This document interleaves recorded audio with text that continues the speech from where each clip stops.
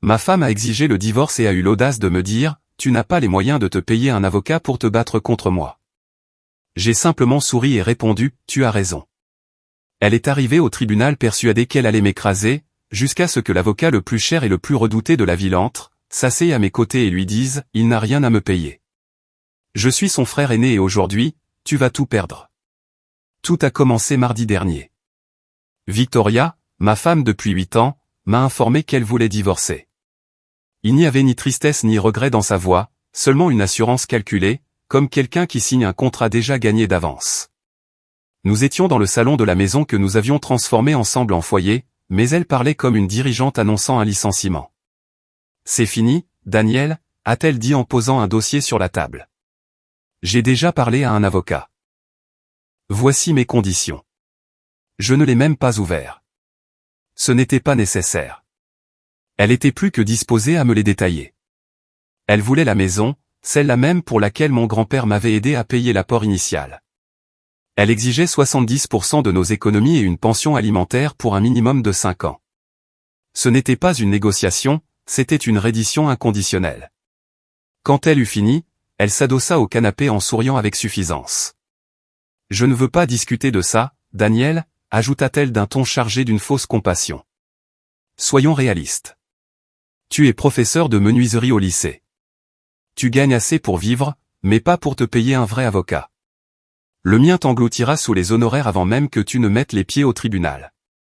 Accepte les termes et continue ta vie. Je l'ai observé en silence, un froid glacial s'installant dans ma poitrine. Elle ne voulait pas seulement me quitter, elle voulait me détruire. Elle me voyait comme un obstacle faible qu'il fallait écraser. Elle croyait que son arme la plus puissante était mon incapacité à contre-attaquer. J'ai laissé le silence peser quelques secondes avant de prononcer les 2 mots qu'elle attendait d'entendre. Tu as raison. Son soulagement fut immédiat. Elle a cru avoir gagné. Elle s'est levée, a lissé sa jupe et a dit, bien, je suis contente que tu sois raisonnable. Tu recevras les papiers officiels la semaine prochaine. Puis elle est sortie de la pièce. Victoria était sûre de connaître mes limites. Elle savait que je n'avais pas des dizaines de milliers d'euros pour l'affronter au tribunal. Elle savait aussi que j'avais un frère aîné, Alejandro, mais elle comptait sur autre chose, le fait que nous ne nous parlions plus depuis 5 ans. Et elle avait partiellement raison. Alejandro n'est pas professeur, c'est un requin, l'avocat spécialisé en divorce le plus craint et le plus cher de l'État. Sa seule présence inquiète les autres avocats, mais il ne faisait plus partie de ma vie. Nous nous étions éloignés après la mort de nos parents lors d'une dispute amère concernant la maison familiale. Je voulais la conserver comme souvenir et point de rencontre. Alejandro, toujours pragmatique, voulait la vendre et partager l'argent. La discussion avait été si brutale que nous avions fini par devenir des étrangers. Victoria le savait. Elle avait assisté à la fin de cette dispute et avait parié que nous ne nous adresserions plus jamais la parole. Selon ses calculs, ma plus grande ressource était morte. Elle se trompait. Les 3 jours suivants furent sombres. Elle avait raison sur un point, je ne pouvais pas financer un procès à ces conditions. L'idée de perdre ma maison et tout ce pourquoi j'avais travaillé m'étouffait. Mais le 4e jour, j'ai touché le fond. Et quand on est au plus bas, on ne peut que remonter. J'ai ravalé ma fierté, celle qui m'avait éloigné de mon frère, et j'ai cherché son numéro privé. J'ai composé le numéro en tremblant, m'attendant à ce qu'une assistante à la voix sèche réponde ou à tomber sur la messagerie. Mais après 2 tonalités, j'ai entendu une voix familière. Oui, dit-il. Salut, Alejandro. C'est Daniel, ai-je répondu, sentant que ma voix me semblait étrangère. Il y eut un long silence. J'ai cru qu'il allait raccrocher. Finalement, il a répondu, Danny. Ce vieux surnom m'a frappé de nostalgie. Qu'est-ce qu'il y a? Et tout est sorti d'un coup. Je lui ai raconté chaque détail. Les exigences de Victoria, son avocat, sa froideur, sa moquerie finale, tu ne peux pas payer un avocat pour m'affronter. Un autre silence, cette fois chargé de tension. Quand il a parlé, sa voix avait changé. Ce n'était plus de la surprise, c'était de l'acier pur, le ton protecteur que je n'avais pas entendu depuis l'enfance. Elle a dit quoi? A-t-il demandé avec un calme dangereux. J'ai répété ces mots. Bien, a-t-il dit. Quand et où a lieu l'audience? Mardi, au tribunal du centre. Parfait. Ne parle ni à elle ni à son avocat. Ne signe rien. Présente-toi ce jour-là et je serai là. Nous avons raccroché. Je suis resté le cœur battant, partagé entre la peur et un espoir féroce. Victoria croyait m'avoir désarmé. Elle ne savait pas qu'elle venait de me donner une arme nucléaire. Mardi s'est levé gris et pluvieux. Le temps idéal pour un enterrement ou pour ce qui allait se passer. Je suis entré seul au tribunal, portant mon unique costume, celui que j'utilise pour les mariages et les funérailles. Ce jour-là, j'avais l'impression que c'était un peu des deux. L'endroit sentait les vieux papiers et la nervosité. Victoria était déjà là, assise à la table des plaignants. Impeccable, dans un tailleur bleu foncé, les cheveux parfaitement coiffés. Son expression respirait la confiance. Quand je suis entré dans la salle, la scène semblait tout droit sortie d'un film. Elle était là, assise avec une sécurité presque arrogante, souriant avec la même superbe qu'un cadre sur le point de conclure une acquisition millionnaire. À ses côtés, son avocat, un homme d'une cinquantaine d'années, affichait une moue autosuffisante qui semblait gravée sur son visage. Il discutait à voix basse et riait comme s'il célébrait déjà la victoire avant l'heure. En me voyant, le sourire de Victoria a vacillé une fraction de seconde, comme si elle ne s'attendait pas à me trouver aussi entier. Elle pensait me voir vaincu, mais je l'ai simplement regardée avec une expression sereine et j'ai avancé jusqu'à la table de la défense. J'ai posé ma vieille mallette sur la surface et je me suis assis sans dire un mot, attendant. C'est alors que l'avocat s'est levé et s'est approché d'un pas confiant, transmettant par son ton toute la condescendance possible. « Monsieur Lopez », a-t-il prononcé comme si mon nom lui donnait le droit de me mépriser. « Je suis heureux de vous voir ici. J'espère que vous avez eu l'occasion d'examiner la proposition si généreuse de ma cliente. Si vous êtes prêt à signer aujourd'hui, nous pouvons régler cela rapidement et sans douleur. » Je l'ai regardé, impassible. « J'attends mon avocat », ai-je répondu calmement. L'homme a lâché un petit rire incrédule. « Votre avocat. Bonne chance avec ça. Ne retardons pas l'inévitable. » Il a fait demi-tour avec la même assurance qu'à son arrivée et est retourné près de Victoria. Quelques instants plus tard, l'huissier a annoncé le début de la séance. La juge, une femme au visage sévère, est entrée et a pris place à la barre. Elle a examiné les documents devant elle et a lu à haute voix, « Affaire Lopez contre Lopez », les deux parties sont présentes et représentées. L'avocat de Victoria s'est avancé d'une voix ferme. « Oui, votre honneur, Ricardo Gomez, représentant la plaignante, Madame Victoria Lopez. » La juge a tourné son regard vers moi, mais avant que je ne puisse parler, les portes du fond se sont ouvertes avec un fracas qui a fait tourner toutes les têtes à l'unisson. Dans l'allée centrale avançait mon frère, Alejandro Salazar. Il ne portait pas simplement un costume, c'était comme s'il portait une armure faite d'autorité et de pouvoir. Chacun de ses pas respirait le contrôle absolu, avec l'élégance létale d'un prédateur. La mallette en cuir noir pendait à sa main comme une extension de sa propre volonté.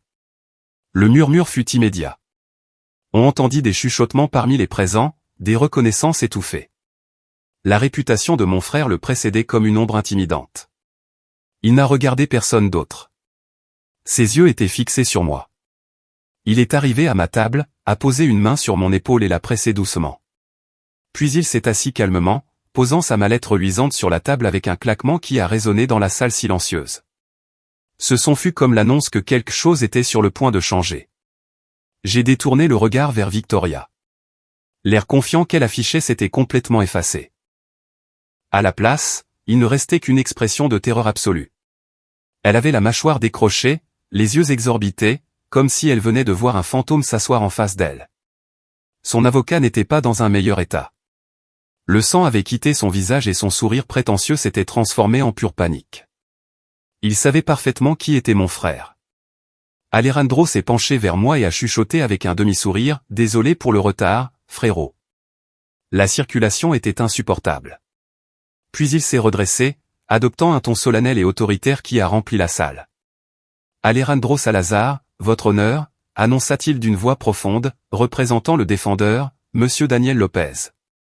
Les sourcils de la juge se sont levés. Le nom ne passait pas inaperçu, tout le monde le connaissait.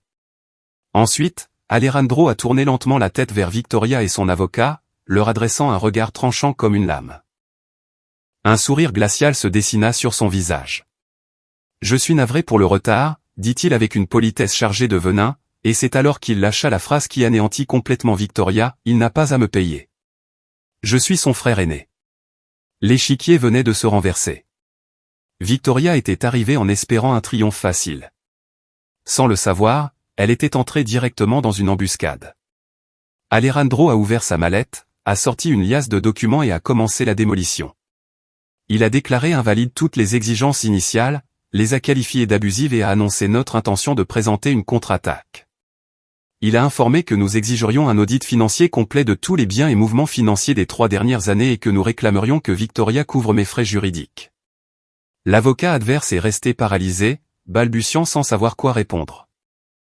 C'était comme un petit poisson acculé par un grand requin blanc. Les 2 mois qui suivirent furent un ouragan juridique. Mon frère ne connaît pas le mot modération, il n'exerce pas le droit, il mène des guerres. Victoria et son équipe pensaient pouvoir m'écraser, mais ils ont vite compris qu'ils s'étaient engagés sur un champ de bataille où Alejandro dictait chaque mouvement. La première chose qu'il a faite a été de présenter une requête en communication de pièces qui, selon les commentaires dans les couloirs, était un chef-d'œuvre de terreur procédurale.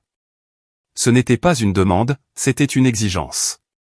Tous les registres financiers que Victoria avait touchés en 5 ans, relevés bancaires, factures de cartes, rapports de dépenses professionnelles, mouvements d'application de paiement, absolument tout. L'avocat adverse a tenté de le freiner, alléguant que c'était une demande excessive et harcelante. La juge, clairement influencée par la présence et les arguments d'Alejandro, a à peine eu besoin de revoir la justification avant de l'approuver dans sa totalité. Victoria a été légalement obligée de remettre chaque document. Elle croyait avoir effacé ses traces, mais elle ne savait pas que mon frère avait une équipe de comptables forensiques pour qui c'était presque un passe-temps. Pendant que Victoria se noyait sous la paperasse, Alejandro est allé plus loin. Il a programmé des dépositions sous serment, non seulement avec elle, mais aussi avec ses amis les plus proches, sa famille et même certains collègues de travail. Son plan était simple, faire pression sous tous les angles jusqu'à ce que la vérité éclate. Le point de rupture est arrivé lors de la déposition de sa meilleure amie, Laura. Elle était loyale envers Victoria, certes, mais elle n'était pas préparée à affronter mon frère. Il était poli, charmant et en même temps implacable. Pendant 3 heures entières, il l'a interrogée sur les habitudes de dépenses de Victoria, ses voyages d'affaires et, en général, sur son niveau de bonheur dans notre mariage. Puis il a lancé la question qui a fait s'effondrer tout le dossier. « Mademoiselle Albright, a-t-il dit, pouvez-vous nous dire qui est Monsieur Martin Herrera ?» J'ai vu Laura frémir en entendant ce nom qui m'était complètement inconnu. Alejandro a attendu en silence. Elle a tenté de faire semblant de ne pas savoir de quoi il parlait, mais Alejandro a alors posé sur la table une pile de relevés d'une carte de crédit dont j'ignorais l'existence. Elle était liée à notre compte joint, celui-là même où Victoria retirait de l'argent en secret depuis plus d'1 an. Les preuves étaient claires, débit dans un hôtel de la région viticole, bijoux d'une boutique exclusive, dîner luxueux pour 2 personnes. Alejandro l'a fixé et a dit, selon sa déclaration, Madame Lopez était à une conférence professionnelle à ces dates, mais son employeur a confirmé qu'il n'y a jamais eu un tel événement. Vous n'étiez pas avec elle, alors je vous le redemande, qui est Martin Herrera? Laura n'a pas pu soutenir le mensonge. Sous serment, elle a avoué la vérité. Martin Herrera était l'homme avec qui Victoria entretenait une relation depuis 18 mois, un promoteur immobilier fortuné qu'elle avait rencontré dans son ancien emploi. À cet instant, tout a pris sens, le secret, les exigences financières, cette assurance en elle-même. Elle ne voulait pas seulement divorcer, elle prévoyait de me quitter pour quelqu'un d'autre, en emportant avec elle tout ce qui était possible pour financer sa nouvelle vie dorée à ses côtés. Le témoignage ultérieur de Martin Herrera fut encore plus révélateur. Il s'est présenté avec arrogance, mais cette attitude s'est effritée face à l'interrogatoire impitoyable d'Alejandro. Il a fini par admettre l'aventure. Il a admis que lui et Victoria avaient planifié le divorce ensemble et a même reconnu que c'était son idée d'exiger la maison et la pension, l'ayant convaincu que je serais trop faible et trop pauvre pour me défendre. Ils se sont trompés. Ils ont sous-estimé non seulement ma force, mais aussi celle de ma famille. Avec ces déclarations, le dossier de Victoria ne s'est pas seulement affaibli, il a été pulvérisé. Elle avait commis un parjure dans ses documents initiaux en se déclarant épouse fidèle. Elle avait dissimulé des actifs et détourné des fonds matrimoniaux, c'était une menteuse et une escroc. Son avocat a appelé Alejandro en suppliant pour un accord. Victoria était prête à renoncer à toutes ses demandes et à partir. La réponse de mon frère fut glaciale. Non, a-t-il dit d'une voix ferme. Partir est un privilège qu'elle n'a pas gagné. Nous allons aller au procès et nous allons la détruire. Elle a cherché la guerre. Maintenant, elle l'a. 6 mois plus tard, tout était terminé. Quand je suis entré pour la première fois dans cette salle, je pensais avoir tout perdu. Aujourd'hui, je peux dire que j'avais tort. Je n'ai rien perdu qui en valait la peine. J'ai tout récupéré. L'audience finale fut presque une formalité. Face à la montagne de preuves, aux déclarations, aux rapports comptables et à l'évidence de sa tromperie, Victoria n'a eu d'autre choix que de se rendre. Son avocat, épuisé et vaincu, lui a conseillé d'accepter n'importe quelles conditions, et les conditions rédigées par mon frère furent impitoyables. Non seulement elle s'est retrouvée sans rien, mais elle est repartie avec des dettes. Elle a perdu tout droit sur la maison. Sa demande de pension a été rejetée définitivement. De plus, grâce au fait qu'Alejandro a démontré qu'elle avait dépensé plus de 55 000 € du patrimoine conjugal en hôtel, cadeaux et voyages avec son amant, le juge a ordonné de déduire cette somme de sa part et de me la restituer. Elle est partie avec une fraction infime de ce qu'elle demandait, avec des dettes pour ses honoraires juridiques et l'humiliation publique de voir sa fraude exposée au tribunal. Sa vie personnelle s'est effondrée tout aussi rapidement. Martin Herrera, acculé par les conséquences juridiques et sociales, l'a abandonné presque immédiatement. Il cherchait une gagnante et Victoria venait d'être la protagoniste d'une défaite monumentale. Ses amis, qui avaient juré de dire la vérité sous serment, se sont éloignés.